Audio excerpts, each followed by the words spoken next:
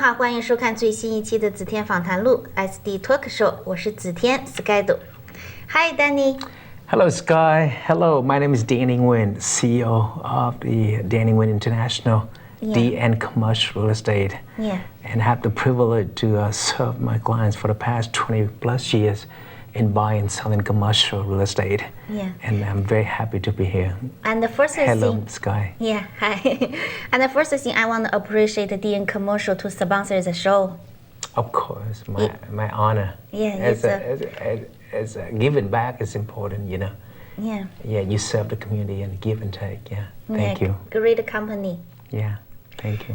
And Danny, do you feel Houston is like brand new for right now because the COVID stuck everybody, and right now everybody looks like back to normal?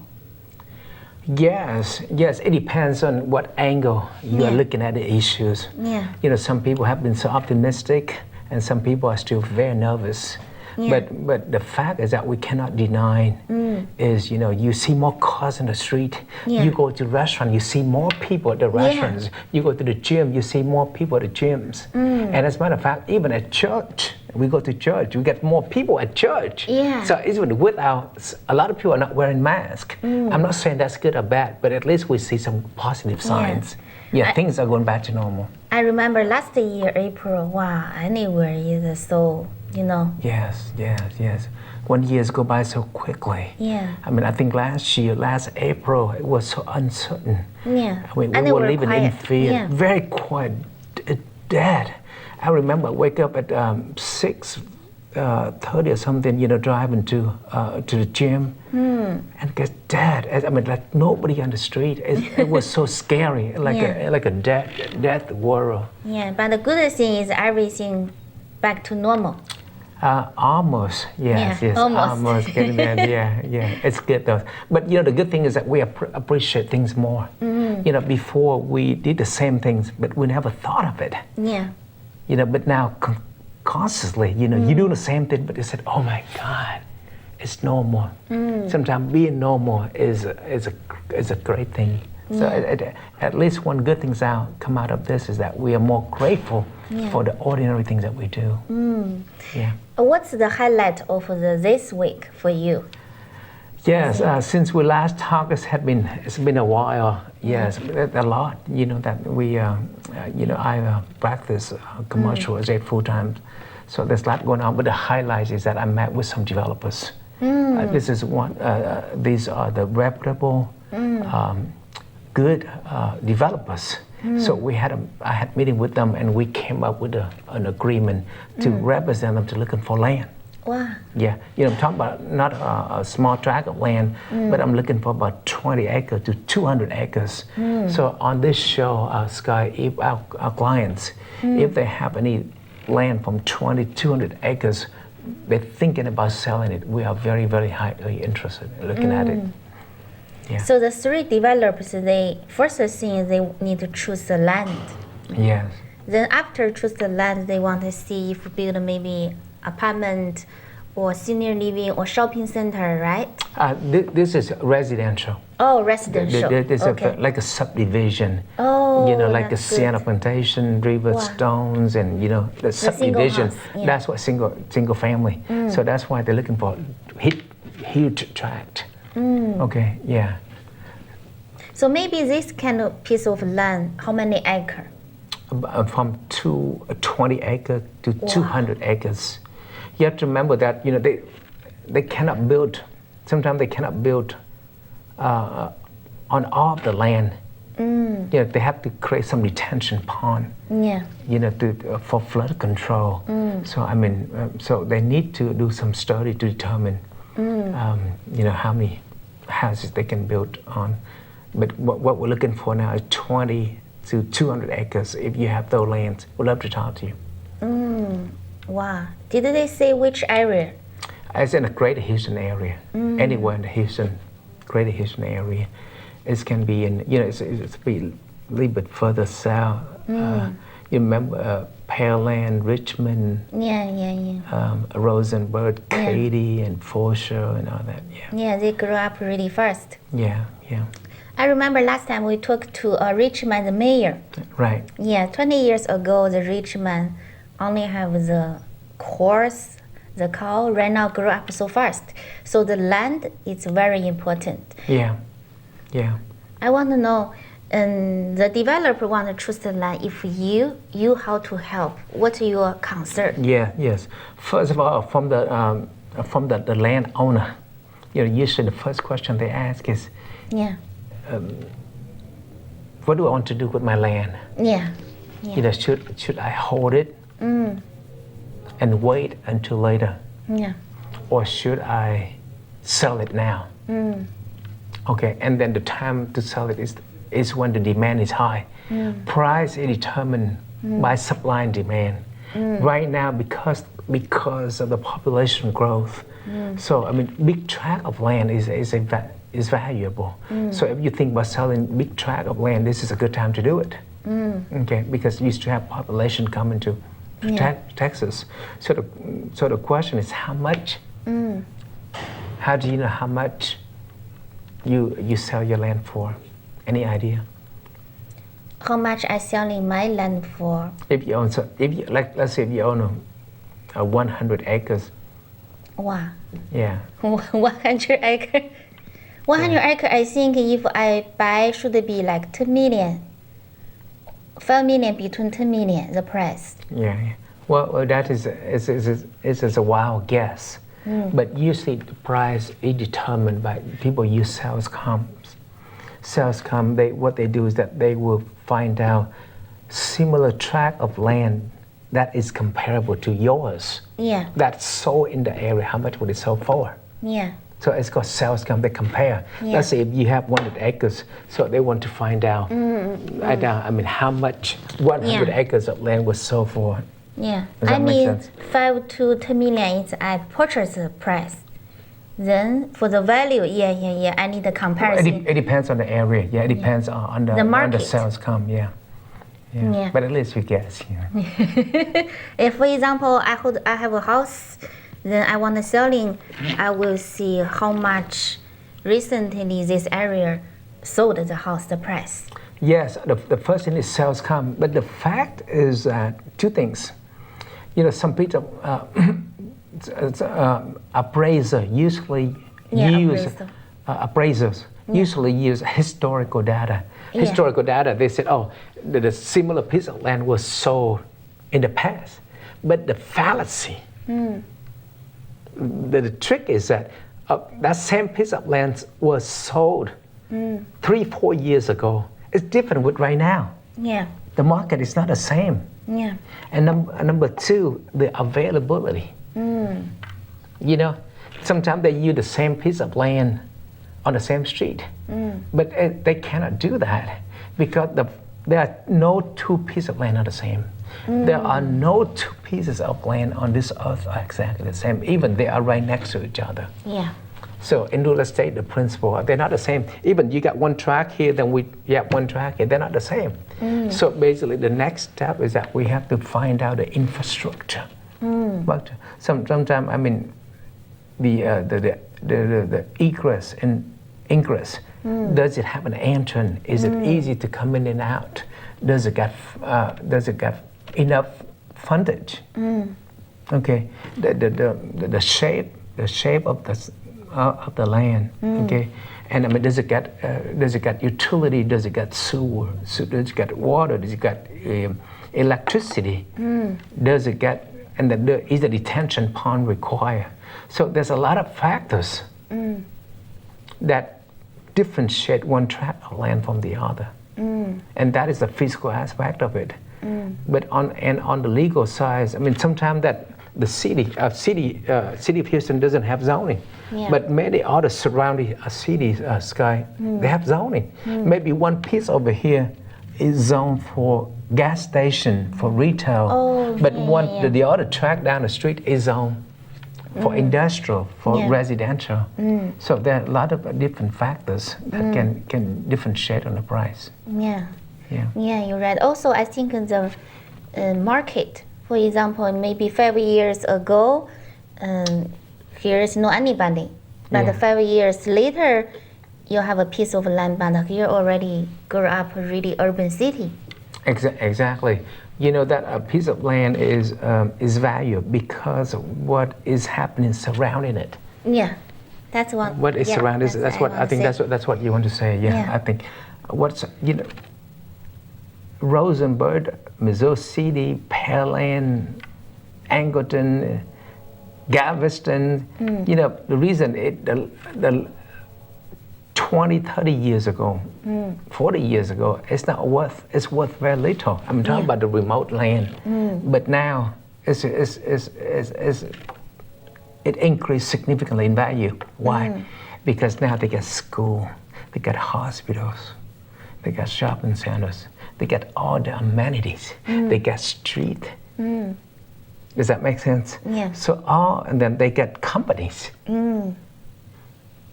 And company attract employees. Yeah. Company attract jobs. Can you imagine, for example, in Missouri City right now, we're going to be doing a grand opening for Amazon. Yeah. Okay, it's a huge facility. It's a huge facility. But when they come in there, they create jobs. And then people, when people come and work for that company, they tend to find a house close by because you want to live close by. They bring a whole family. Yeah, they want to live close to work. Yeah. So those are the factors that help to increase value in land. Yeah. Yeah, that makes sense. So the developer want to build a residential. I have a question. I heard about the Houston is no zone. Okay. Right? It's like a lot of other city, they have a limit. Right. Say you can unlimited build out. Right. Like here, Katy is in Rosenberg, Right. Richmond. Yeah. Even though Houston doesn't have zoning, but it doesn't mean that you can build whatever. Yeah. For example, on the street, in the street, on 59, you cannot just build a manufacturing company on the freeway. It doesn't have zoning, but it's been regulated by the deed. The deed. Yeah. It's been regulated by the merchant association. For example, land in this area is been regulated by the district, management district.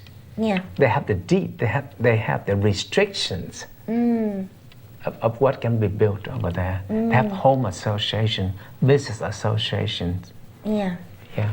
So last time I think you want to talk about Korea, the community. You want to say, I know the Spa World, it's a Korean real estate company to build a spa, like make people to relaxing something. And I want to know, so when they choose this kind of land to build a spa and the residential and the shopping center, what is the big difference? Okay, elaborate that, explain more. Yeah. Explain more so I can understand. Yeah. I mean, for example, last time you talk about the Korean community. I'm thinking about the Spa World, the owner. Right. Yeah. Before they also choose the land to build the spa. The spa, yeah. Yeah. Like the one in Katy. Yeah. Okay. Yeah, I talk about that. Then, what's the big difference? Like you choose your land for shopping center, and this land is for spa. Yeah. Or similar. Yeah, exactly. Like each one have a different intention and purpose.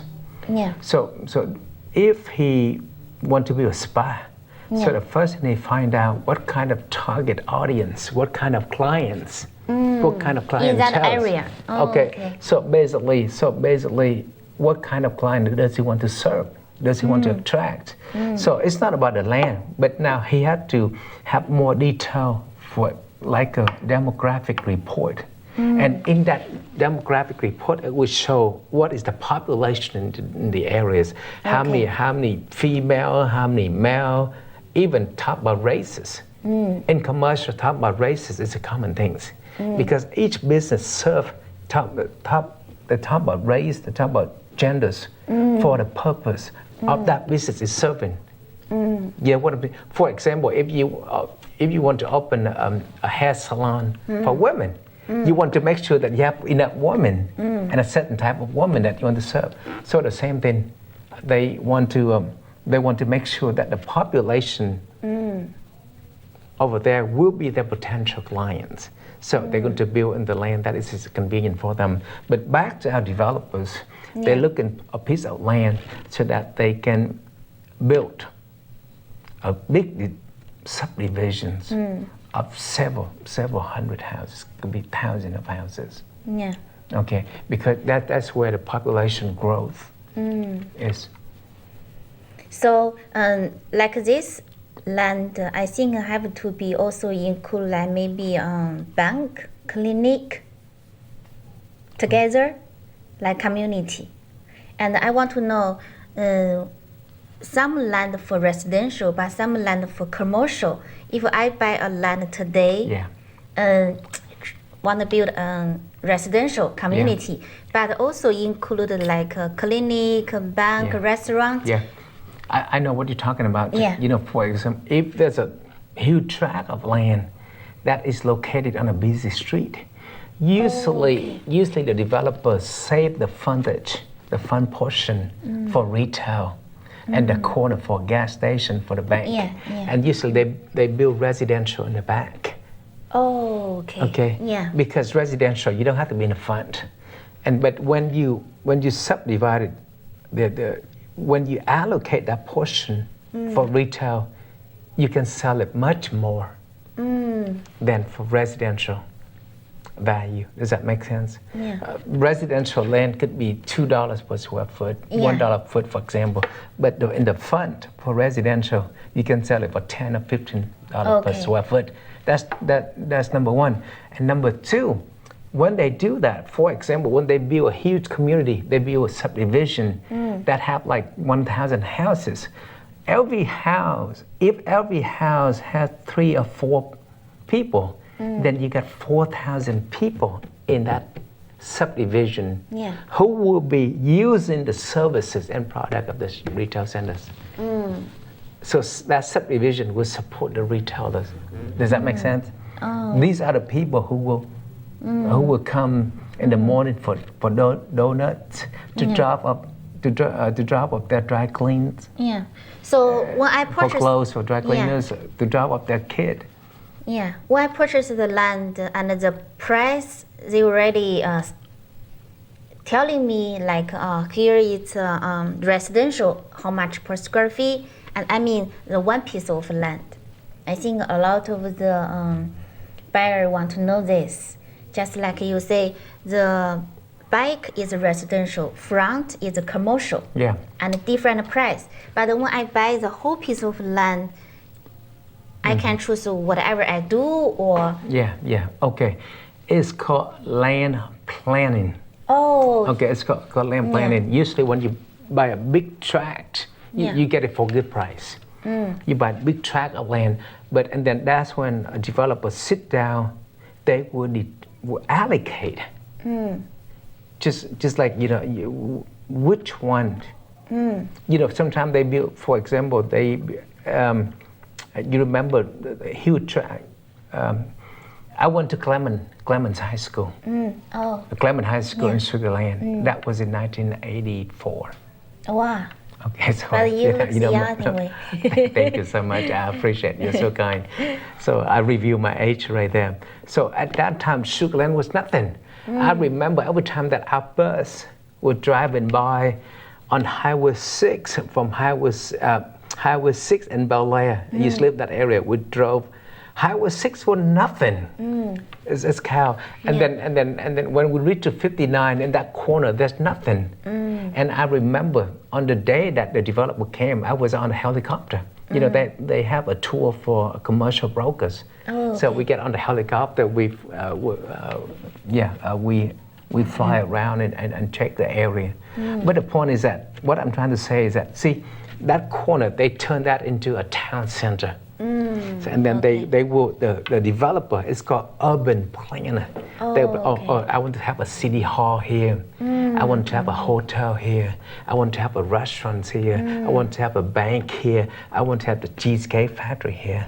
So the art is how to create different pieces so they can complement each other. They turn that into a town. The same thing for subdivision. What can I do to make it complement each other? I create a place for people to live, but since it's a new area, where do they go to get to eat? Where do they go to get their dry cleaning done? Where do they go to the doctors? Does that make sense? Yeah. So planning is important. Yeah.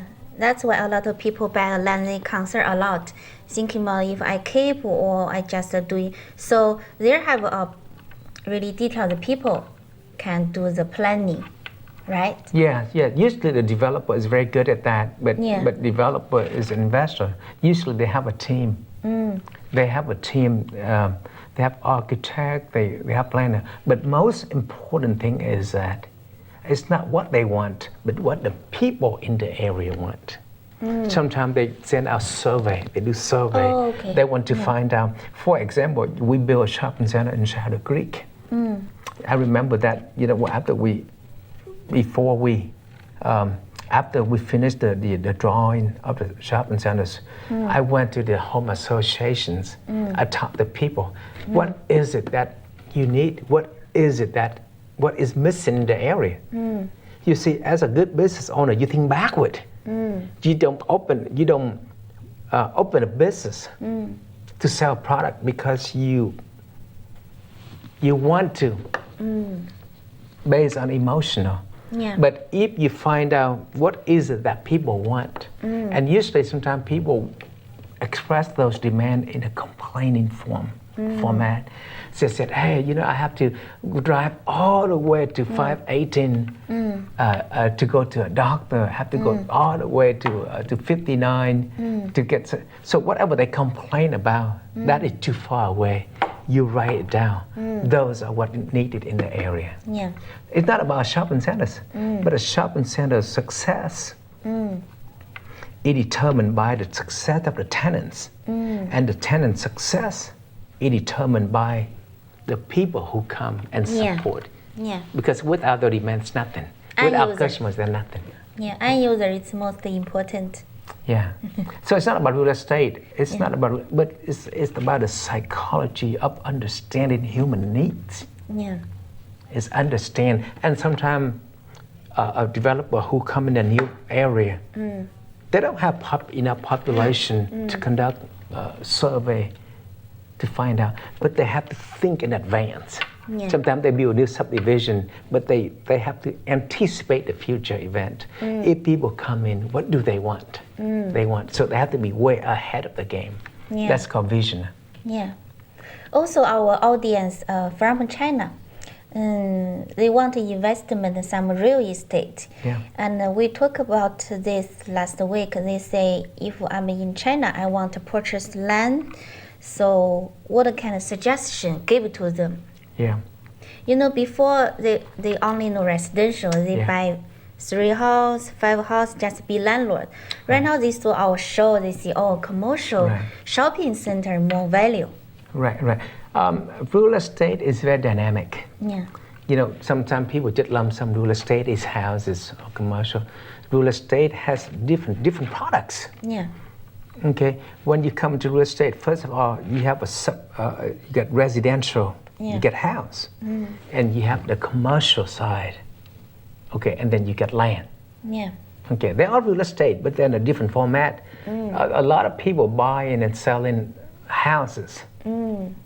But I don't think we have enough time to go into it. We should have a show. We're going to do a pro and cons of each. You know what I mean? But right now, the different options. Okay. And it depends on the investor objective. Some people want to get some money, income, some certain income right away. They buy certain products. Okay. They can invest in a house with a tenant, but dealing with a residential tenant could be a whole different set of challenges and then, but they can invest in shopping centers because they can get income from the tenants, the business people. Yeah. So you are dealing with two different kind of people. One is people who don't have house, they want to live, to rent your house. The other one is business people. Yeah. They put a lot of money to open a business. But you also, even in commercial, there's a lot of product you can invest in office. Yeah. You can invest in hotel, apartments, warehouse, shopping center. There are different products. Yeah. And then each products have a different set of challenges and opportunity, the benefit and the pro and cons. And then you have land. Yeah. And even for land, you break it down a different kind of land. I mean, you're talking about a huge tract, rural land, or you're talking about small tract of land. And what is your? How long can you wait? Yeah. You want some land that you can turn around within 1 year, 2 years, 3 years. Yeah. Or what level of risk can you take? Should you buy some big tract of land from a little bit further down, or should you buy some tract of land right here close to the city? So there's a lot of options. Yeah. Today, so happy with Danny talk about the land, also about our workshop. Hopefully, we will see our workshop at the second floor soon. Yes, as a matter of fact, to be more specific, we are sitting at the building. It's called Southern New Music Group. Yeah. Southern New Group. That it's located right on Bel Air. Yeah. And Boone. I mean, this is the building that you pass by. You see a lot of international flags, and the owner has a very good vision. He had a vision to create a place that to help small business owner to prosper, to grow, by helping them with different topic, how to prepare business plan, how to apply for bank, how to prepare your tax. I mean, all the topic that's a small business owner need. So I hope this is the place that we hopefully that we will collaborate with Mr. Lee to make this as a place to support, to empower small business owners so that they will be equipped with knowledge so that they can, whatever business that they open, they will have a better chance of success. And when Sky mentioned to you on the second floor of the Southern New Group, on the second floor, we're thinking about doing a small seminar that cater to small group, but intimate, maybe about 3-4 hours on a special topic that will be taught by a professional who has real life experience and qualification to teach you. And hopefully we're going to announce that schedule soon. So, yeah. Okay. Thank you, Danny. Of course, of course. Thank you with me today. Of course, always. My honor. Yeah. I will see you next week, our show. Of course. Yeah. Thank you for listening. Yeah. Thank you for watching. 这就是今天的子天访谈录 SD Talk Show， 再一次感谢 DN Commercial 独家冠名赞助，谢谢，我是子天，我们下期再见。